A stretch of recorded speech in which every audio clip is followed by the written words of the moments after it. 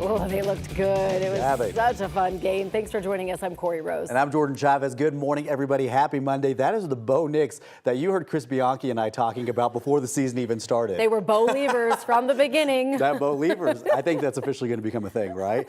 Good morning, everybody. Let's get check your forecast now with meteorologist and fellow Bo-Leaver, Chris Bianchi. Chris, good morning. Hey, we bought those jerseys in August, didn't we, Jordan? Yeah, I know. People said it was a gamble, but I think we gambled right. We gambled right. We saw it, Jordan. You and I, we saw it right away. Bo, that was fun. And by the way, apologies in advance if my voice is hoarse. I'm sure there's no coincidence with the fact that I was at the game yesterday. 29 for us in Denver this morning as we get going on a chilly start to this Monday, November the 18th. But of course, it is November the 18th, so starting off at 29 degrees, nothing too unusual about that. 56 our high for today. We're kind of in between storm systems for us in the Denver area, so we stay on the dry side. That'll be a little different for tomorrow.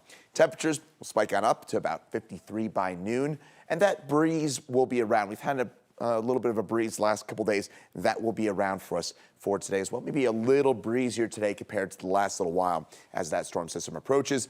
Mountains topping out in the 30s and 40s, or mostly in the 50s, eastern plains. Got a few rain showers for us in Baca and Prowers counties this morning. But the main storm system that I'm watching, it's this one that's moving its way through the Owyhee Mountains of southern Idaho. That will push in some of that snow later on today for us here into the mountains. That snow will be mainly light for us in the mountains today. Tonight, the steadier snowfall will move its way into the picture. But notice how Denver, we may get some snow for us tomorrow morning. It generally looks lower impact, but all details on what you can expect and what that main weather impact for tomorrow will be with that storm system. All that coming up for you in just a couple of minutes in my full forecast. We'll set things over to Erica for a first look at traffic.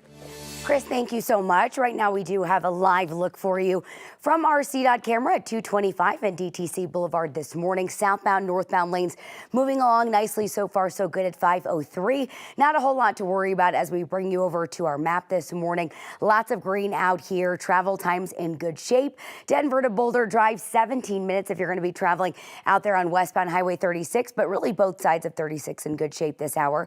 225 clear in both directions, northbound and southbound.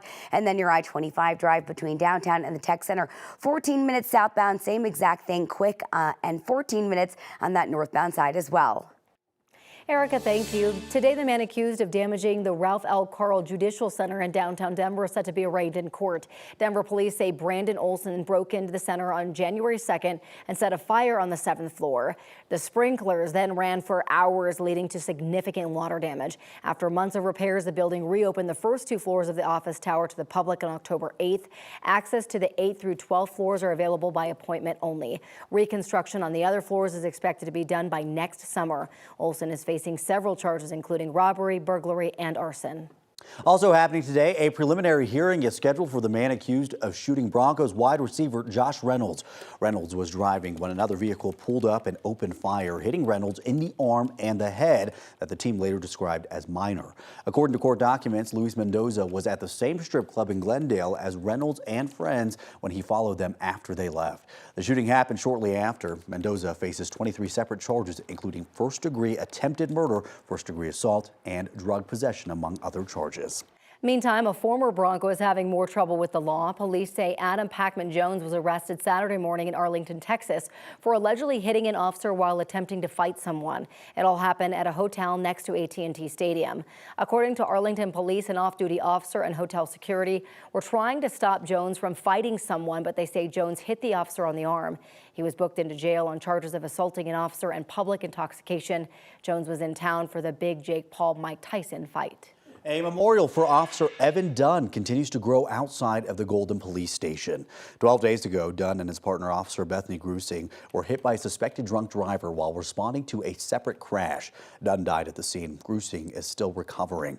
Now, the community is coming together to help support her journey. Tomorrow, Saucy's Pizza in Littleton is donating a portion of their sales to the MC1 Foundation. All that money will go to Grusing and her family.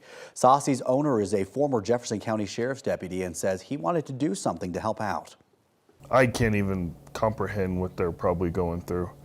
I mean, they're mourning a loss of an officer, and then on top of that, she's probably mourning the loss of a friend and a colleague, but then has to, you know, heal herself and try to get back. Donations can also be made directly to the MC1 Foundation. We have links on our website, 9news.com. In less than a week, the Denver School Board will vote on a plan to close 7 schools and merge 3 others. The superintendent says the cuts are needed because of declining enrollment. Now, News reporter Courtney Yoon joins us live outside of the district's administration building. And Courtney, students and parents have been showing their frustration over these plans.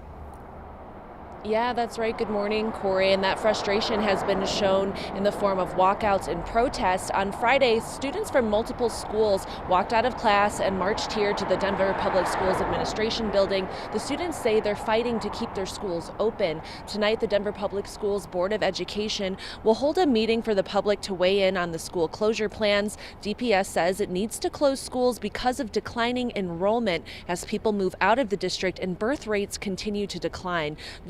The district says they anticipate that problem to get worse. Parent Chelsea Moore says she knows enrollment is low, but blames bad leadership at her child's school, the Denver School of Innovation and Sustainable Design, which is on the recommended closure list. Parents say children are paying the price because they feel their school is unique, serving many neurodivergent and LGBTQ+ students. You know, they say that they've improved the process since the last time schools were on the chopping block. However, we were given a week's notice that this is potentially happening. And we weren't shown any alternatives while this is happening, even though we ourselves have provided potential alternatives. Public comment begins later today at that meeting at 4:30. Our cameras and a reporter will be there. The board will vote on the recommended closure plan on Thursday. Live in Denver, Courtney Yoon, 9 News. Courtney, thank you. It's 5:07 right now. President-elect Trump is announcing more cabinet picks, including Chris Wright to be the next Secretary of Energy. Wright is the founder, CEO, and chairman of Liberty Energy. He has worked in a number of energy-related fields, including oil and gas, nuclear, solar, and geothermal. Trump says Wright will be a key leader and will drive innovation. Carolyn Levitt will be Trump's press secretary. Levitt will be the youngest press secretary ever at just 27 years old. She served as the Trump campaign's national press secretary. She was also the assistant press secretary during Trump's first term. Trump has picked Brendan Carr to serve as chairman of the Federal Communications Commission.